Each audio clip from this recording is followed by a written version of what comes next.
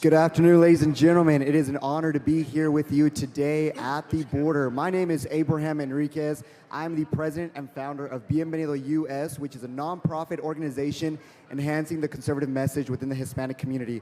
Today, you are in for a treat because you are about to hear a panel discussion of some very amazing people. We have Jesse, founder and president of Lexit Latino Awakening Movement. We have Paloma for Trump, Art Del Cueto, Vice President of Border Security Council, Ana Paulina, Vice President of Bienvenido, and the Gato brothers who run the Hispanics for Trump Instagram account. Each of these members up here know that the importance of the Hispanic community is rising. In 2020, the Hispanic vote will be the largest minority voting bloc, and you're going to get to hear today just exactly how we're going to win conservative values up and down the ballot. Thank you.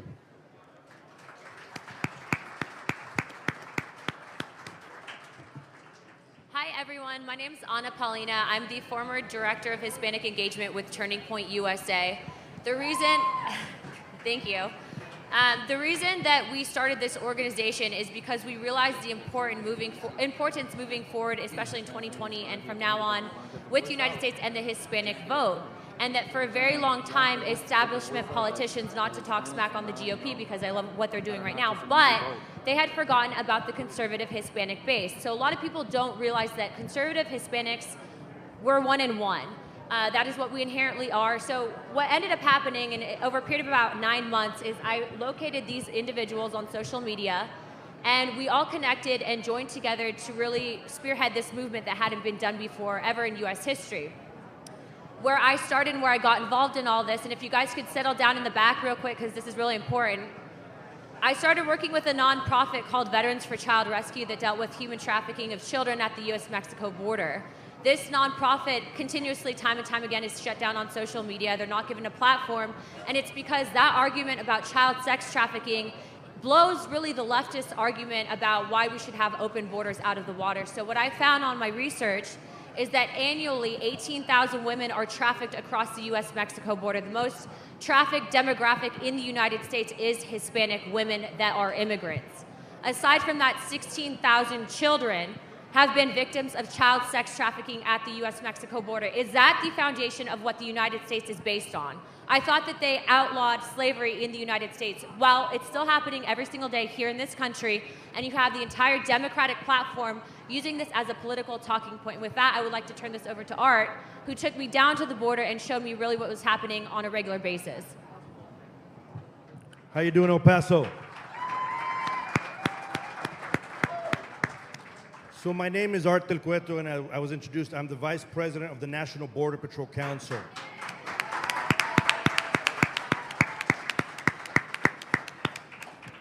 I think it's very important that you guys are here and you listen to what actually is happening out on the southern border, because to be honest, I don't think there's a lot of media that is covering the reality of what truly is going on. This is a big deal to have this part of the fencing being done here.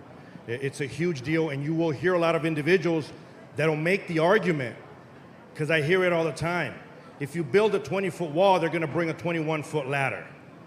That doesn't mean you give up. This is the United States of America, and we're not going to wave the white flag because we never have.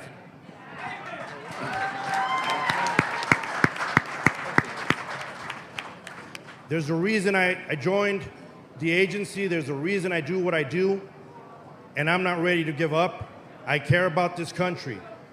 I'm an immigrant myself, but the difference is I came through those golden doors that the Statue of Liberty talks about.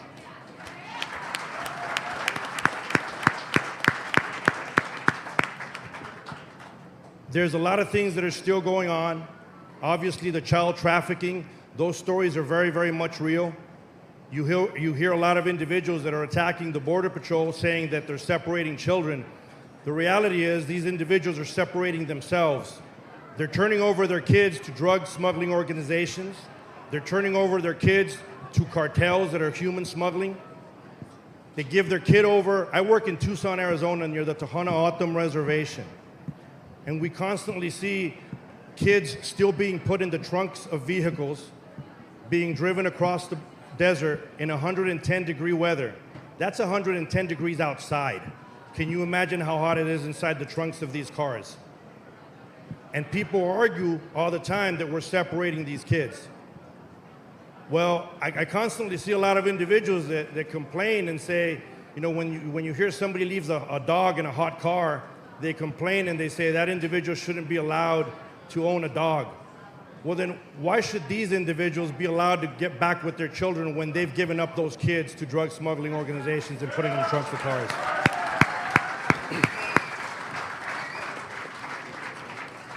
So just recently in the Tucson sector, we had a lady call looking for her child. She was looking for her child and she said, you know, I rented my child out for $300 to a smuggling organization. I don't know where my child is. Well, she probably shouldn't have rented her child out to a smuggling organization. So what happens right now is a lot of these underage kids, and I like to say underage and not so much children, because the media is doing a great job of saying children, so it gives you guys the idea that it's newborns or, you know, 2 and 3 year olds. But some of these individuals are 15, 16, 17 years old. And they'll cross the border with other adults who are claiming to be their father or their mother. And then because of the Flores ruling, they realize that they're only going to be held for 20 days. After those 20 days, they get released into the United States and they don't show up to court. Now you hear the stories from a lot of the media saying that they do show up to their initial court hearing. That is true.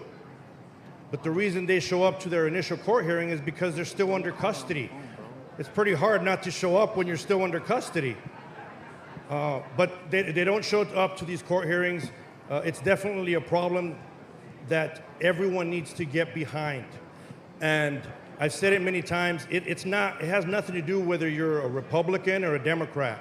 Border security has nothing to do with what party you're from. I have friends that are from both sides of the aisle, and I often ask them if they close their door at night. The answers are unanimous. So if you want that security for yourself and for your family at home, why should we not have that security for our entire nation's borders? That's all I'm asking for. I'm going to let some of the other individuals on this panel speak, but I wanted you guys to leave with at least this. I do not close my door at night because I hate the people outside. I close my door because I love the people inside. That's what it comes down to.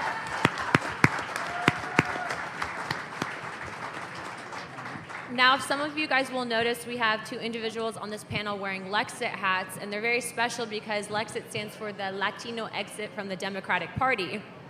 What's so important... How's it going, What's so important about this panel now is, on a regular basis, what do you hear? If you agree with enforcing our nation's laws and borders, that you are called racist. There is a constant branding of being white and racist if you are enforcing this policy, but do we look white and racist to you? No. We are all Hispanics from all different demographics, all walks of life. So with that intro, I just wanted to introduce you to Paloma for Trump and Jesse. Jesse's the founder of Lexit. How's everybody doing? Yeah, I'm the founder of Lexit, the Latino exit from the Democrat Party. And yeah, we're just tired of the fake media and the Democrats just trying to manipulate Latinos for the votes, basically. We're telling Latinos to vote your godly moral values because most Latinos are mostly either Catholic or Christian. We align more with conservatism. So that's what we're trying to tell our people. Like, look at all of us up here, look at this panel. Like me, I'm an ex-gang member from LA. All of us right here, we blow the fake left-wing, fake media narrative away. You know what I mean? They try to say that, like she said, that the Republicans are only racist or whites or whatever. No, that ain't the case. There's all kinds. There's thousands of us in Lexit, Bienvenidos, and RNHA, and we support the president. We want the wall. Because the most ones affected by illegals is minorities. They're taking our jobs, they're moving in our communities, but they don't want to talk about none of that stuff. The one thing about Jesse, if I could bring it to your attention, is the reason why he's in a wheelchair is he's actually shot during a drive-by shooting. Jesse also had the special privilege of going to the White House recently And because he posed in a MAGA hat, he was made fun of by a commentator on the news and called a cripple and actually even called a white guy. The point is that there's this double standard, and he's absolutely right that the most impacted communities are the minority community. I can tell you that everyone on this panel probably at one point in time has had someone directly affected by violence and or drugs because of what is taking place at the border. Art deals with it on a regular basis. I've had family members in and out of prison because of the drug. And mind you, people that come here illegally operate on a cash society. That means they don't have access to law enforcement, they don't have access to our banking systems, and because that makes them a #1 target for organized crime, i.e. the cartels and the gangs. Paloma, do you want to take it over from here? Hi, everybody. My name is Paloma. I go as Paloma for Trump. I am now very proud to be a part of Legsit. Thank you so much for having me. Thank you to Jesse and David, co-founders of Legsit. So I was born in Mexico, but I live in Tijuana, Mexico, but I'm a U.S. citizen. I came to America when I was 10 years old. My mother and I came to America legally. And for years, I've seen what's going on at the southern border. I've lived in Tijuana for 11 years, and I've seen the destruction of America every day moving north. It just keeps moving north. It started in California, and 10 years ago, I realized something has to be done, because if nothing gets done, we're going to turn into a third world country. I have so much love, so much respect for America, and seeing it from the other side, I literally prayed that someday someone would stand up and do something. Until 2015, when President Trump came along, and he was the answer to my prayers as a Mexican living in Mexico. So I'm a firsthand witness of the border crisis in Tijuana. I'm a firsthand witness of the abuse that is happening with the asylum laws, with running across the border, with disrespecting everything America is about. There is no more law and order until now that we have someone like President Trump pushing the American people to stand up and fight back for the future of America. One other thing is, yesterday, me and Anna, we were talking to a local person, a local Latino who lived his whole life in El Paso, and he was telling us that before the wall, that there used to be constantly illegals running across constantly, but now since the wall, that stopped. Like right here where the wall's at right here, before he said it was constant flow, constantly of illegals, but now the wall, it stopped basically, and he lived here his whole life, and he was telling me and Anna, and see, they don't complain about, they don't want it because it does work. That's what they don't want. If they can keep people coming in and an entire demographic, i.e. the largest voting minority in the United States, voting on issues that are directly affecting them and their families they're going to, and there's a reason why for the last 15 to 20 years, immigration has not been fixed in this country. And where government fails, the people will prevail, i.e. what's happening at this sector of the wall right here. And you can see here, in doing what we are doing, we're actively taking a stance to wake up our communities against the exploitation and the propaganda that the mainstream media and the leftist news sources are using. And that is why we brought these two individuals with us. What's very important about our organization is we do work independently on digital media, whether it is Facebook, Instagram, or Twitter. So I know I can see that there's a couple of boomers in the audience, and that's what we call the older generation. We love you guys. I'm part of that group, so don't worry. Round of applause for the boomers. But what's unique about us is a lot of us are very young, and we make up Gen Z and the millennial generation. We don't watch Fox News like most older people do. In fact, we don't really read the newspapers. We get our media and our information directly from social media, whether it is Instagram, Snapchat, Twitter, or Yahoo news feeds. So what we discovered is that with our organization, if we could get large-scale activists, and I don't like to call them influencers because we're doing a lot more than just selling fit tea on the internet, if we could get large-scale activists together with these platforms, we could actually target a larger audience than CNN or Fox News could on a primetime news hit. So collectively speaking with Bienvenido and the activists that we have a part of this organization, we can reach over 550 million people in one push, covering different events. So if you guys, that in itself is just, it opens up really ourselves to and the entire American people to an open and a free independent news source. So the Gata Bros, yes, they are related. They are from Miami, Florida. They run the page Hispanics for Trump, and they would like to talk to you guys a little bit about how they use social media to influence the younger generation. How's it going, everybody?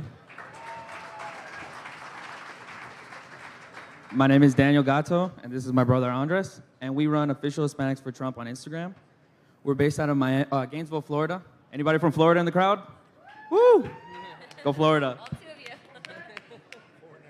So we come from Venezuelan, Cuban, and Honduran descent, and we just wanted to tell our story really quick. So our grandparents escaped communist Cuba in the 60s under Fidel Castro, and it was wow, when they told us that story for the first time, it was amazing. So before that, they were very successful business owners in Cuba, and as soon as Castro came in, they took their house, they took their cars, they took everything. They made them wait bread lines, and they said, no more, none of this. So they escaped that. They came to Miami. That's where my father was born, and then they went to Venezuela, and then they raised them there, and it was, well, Venezuela now is not that great, but he said it was amazing back then. So then my mother was born and raised in Honduras, and she left Honduras because her parents got divorced and left Honduras when she was 10, and she came here to the United States legally. That's the most important part. I want to say that if my mother could do it legally, everybody can. This is not fair. This is not fair to American citizens, nor it's not fair to the people crossing. It doesn't help anybody. It's terrible. It ruins us. It takes our tax dollars. It takes money directly out of our pockets, and that's what we wanted to tell everybody. And we're in college, so we're young, and a lot of people like to think that, you know, college indoctrinates us, and it's true. We take classes that have nothing to do with politics. I took a public speaking class where one of the topics was why Trump's a bad president. It's like, what does that matter? How is that going to help me learn how to speak publicly? It doesn't. That just boggles my mind. And we were just sitting one day and we're like, we need to tell people that there's more people like us. Hispanics are natural-born conservatives. They are family-oriented. They are religious. Everything about Hispanics are conservative. So when I moved to Gainesville for college, I was only getting Democratic mail. I was only getting flyers for Democrat, all this. And I was like, why am I only getting this? Why am I being like targeted specifically out for this? And I started, you know, doing my own research, trying to gain my own opinion. And then we were like, we don't want that. And it's hilarious because we're targeted as an easy vote. It's super, it's true. I mean, we're only targeted, it's a convenient vote. Hispanics are a convenient vote because we're only targeted for elections, for midterms, for 2016, and now for 2020. So they talk to us when the vote comes, and they're like, hey, we'll promise you this, vote for us. 2 years, we don't hear from anything. And that's what we just wanted to let everybody know.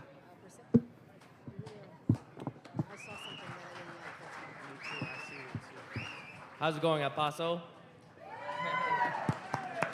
So this is actually our first time here, and I gotta say, it's pretty hot. Hotter than Florida, for sure. Amen to that.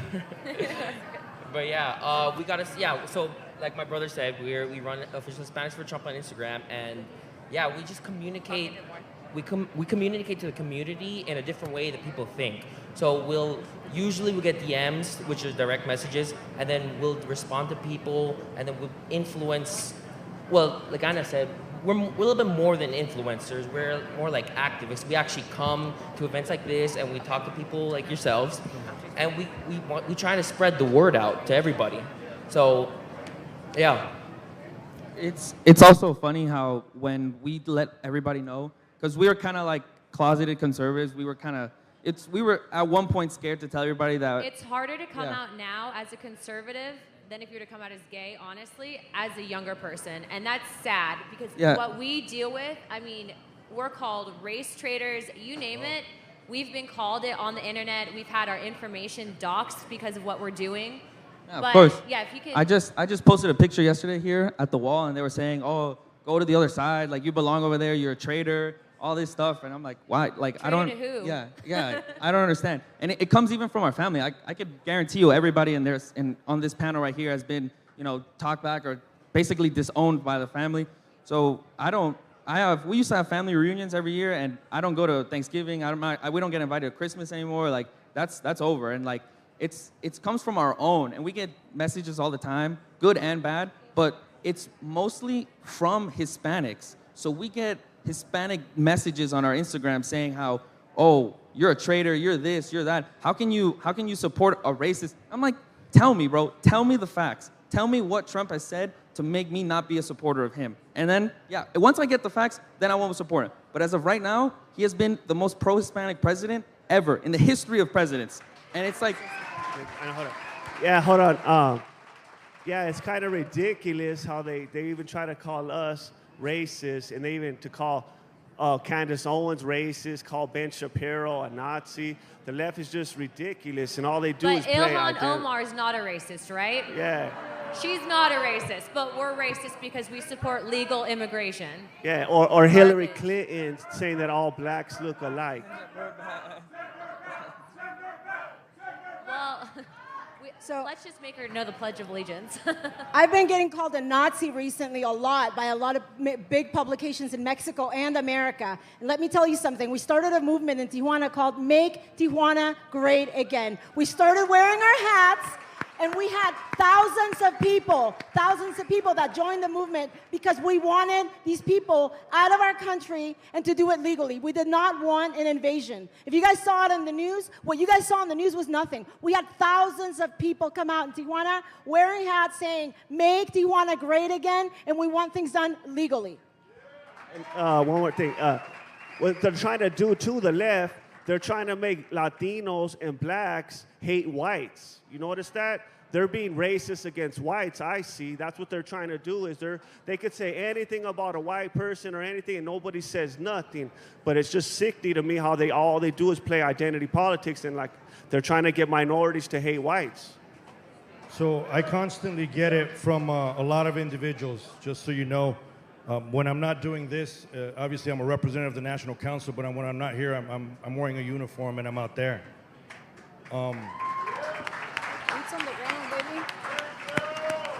But I've put myself in the public eye, and there's no one to blame for that but myself. But I've had my home recently attacked several times. In addition, they found out where my mom lived, and they went down there and they sprayed "Your son's the KKK" across her front yard. So I hear it constantly, and obviously we get death threats all the time. That's why one of the ways I counteract against a lot of these individuals is, and here's my shameless plug, is I have a podcast. It's a great podcast, by the way. That was picked up by our iHeartRadio, and it's called The Green Line. I love doing it that way because I was born on the border. I grew up on the border. I live on the border. I work on the border. No one's going to tell me how it is on the border. So I do this podcast so I can tell everyone else the realities of what's going on. And I can tell you not enough people are talking about it, not enough people are showing you what is happening. And it's just sick. I'm sick and tired of the agents that I represent continuously being called Nazis, because I see these guys bring stuff from their own homes. I see them bring toys for the individuals that we arrest. I see them act in a very caring way. And it really bothers me that sometimes the actions of a select few within our agency, people start painting everyone else with that broad brush, and it just simply ain't true. We're just individuals that, regardless of race, we care about this country, which it's not a perfect country, but it's the best country in the entire world.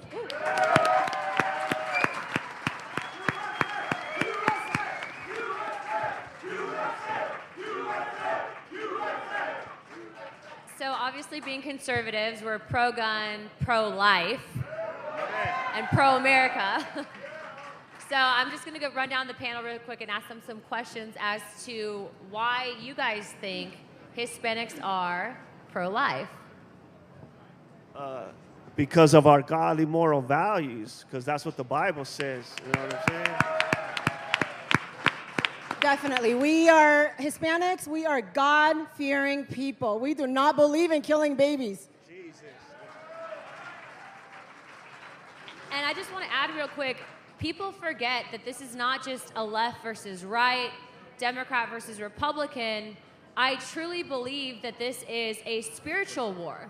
I can tell you guys right now, Amen. on that side of the border, there are bad people that do Santeria. That is black magic.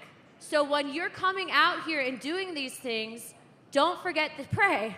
Because honestly, if I could tell you some of the things that we've experienced in the last 9 months alone, even just getting this started, it's been incredible to watch. But knowing what's happening on that side and the people that we're going up against, without your guys' prayers, we couldn't do what we're doing. So never forget God in any of it. By the way, I want to add, we do not want to send Ilhan Omar back. We want to keep her there so we can expose the Democrats how really far left they are. So the difference between Ilhan Omar and Nancy Pelosi is that she says what Nancy Pelosi thinks and votes for. And so we were actually taking an Uber driver here yesterday, and the guy was a lifelong Democrat, and he said that he will vote for Trump in 2020 because of how far the Democrats have pushed left.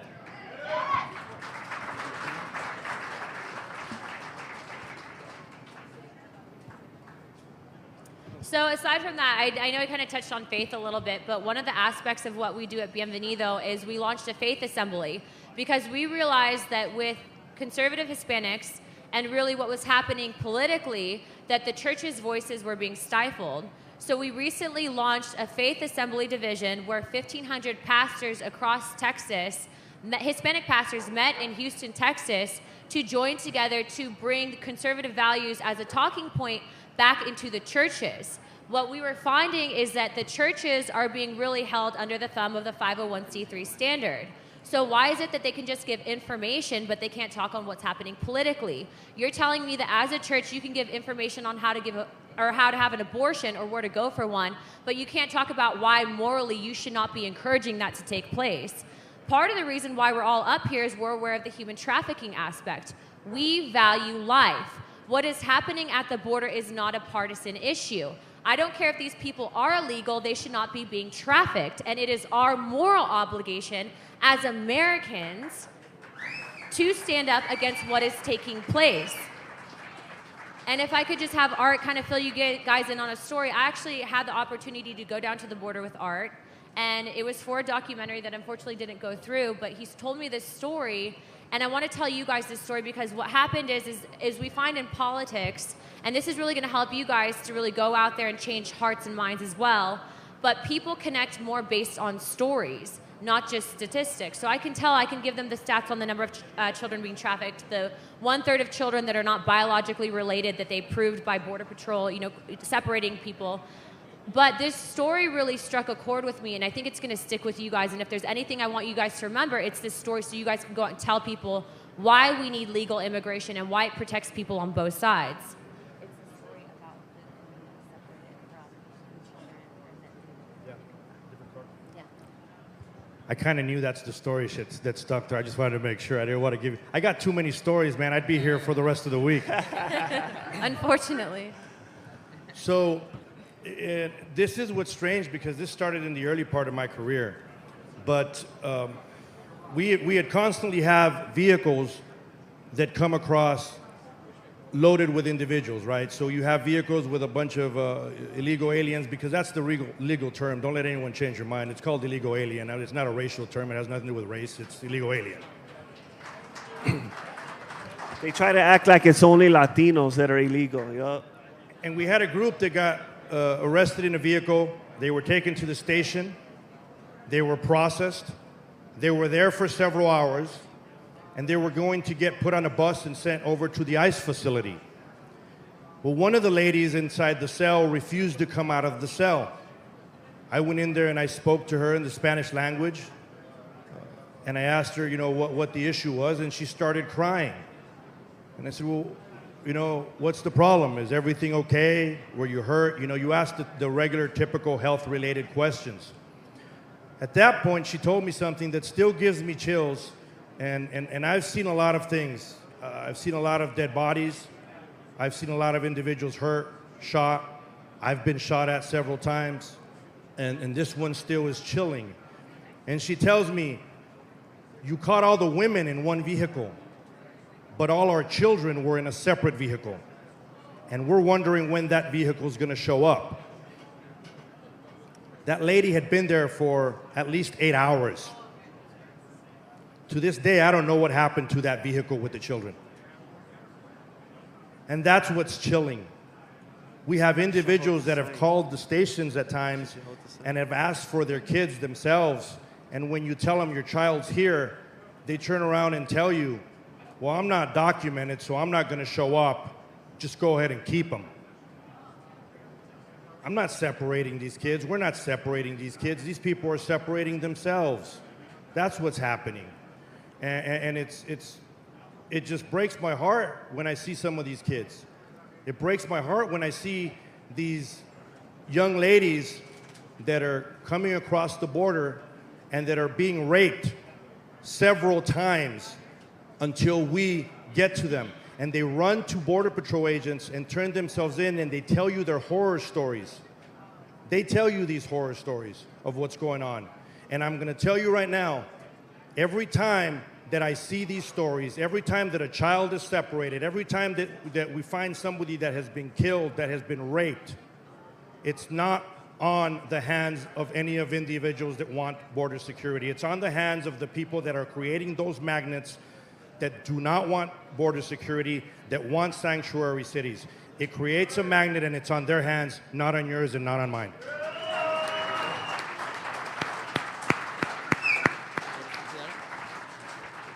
And we just want to blow away that narrative that all Latinos are for open borders, because all of us can tell you right here, we're not. If there's one demographic of people that truly understand the implications that it has on our entire community, it's us. And they don't want to give us that platform. And I thought it was very interesting that really mainstream media didn't want to cover this event, because if you know, and I can tell, when I went down to the sector with Art at that particular part of the border, I was looking at the Twitter account for that Border Patrol agency, and they said in that open sector that there were 3,000 bodies that littered the desert from people who died attempting to make that crossing.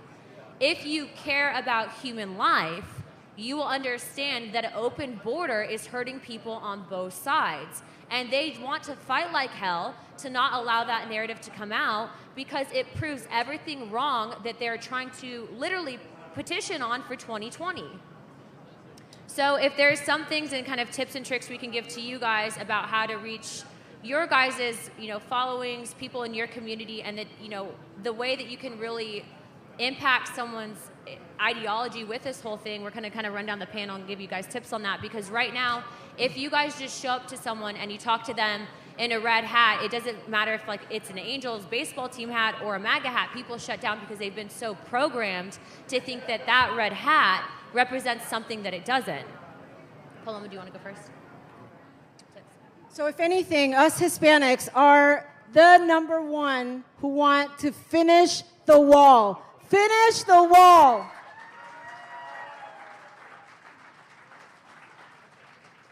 Yeah, and vote your godly values. Start doing your homework. And also, Acosta, Navarro, AOC, they don't speak for Latinos, eh? So make that clear. We speak for the majority of closet conservative Hispanics that do exist, especially in El Paso. And we've met a bunch of them, even just being here, that were like, hey, we can't come out as conservatives, but we think like you guys do. We just need a little bit of help. So everyone needs to work together on that. We just need to be united. I go up to Capitol Hill all the time, and I see some of these individuals that are on the other side of the aisle, and their unification is amazing. You got to give it to them. We need to step up our game and make sure that we are able to reach both sides of that aisle and explain to them the importance of border security. It has nothing to do with political party. I've said it many times before.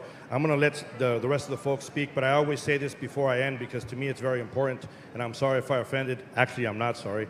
I'd like to thank my Lord and Savior Jesus Christ for giving me the opportunity to be here. Amen. Amen.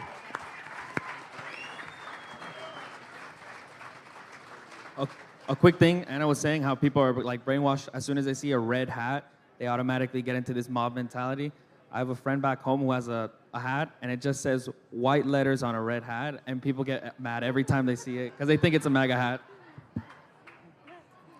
Also, to make sure you guys are do you guys know who knows what memes are? I'm just gonna have to ask that. You guys know what a meme is? Okay, if you guys don't know what a meme is, it's a picture, and a picture literally is worth 1,000 words. So the importance of finding political pictures that might just have a little bit of humor, but thank you. Sorry guys, I got the wrap it up sign. I guess I'm talking too much. Thank you, everybody. But they show the importance of what your message is. That is how the younger generation communicates. The average person literally maybe focuses for about 45 seconds and then you lose them. So if you go on a long, 13-minute rant on why you need border security, they're not going to get it. Use those photos, use your social media, stick together, and God bless America. Thank you very much.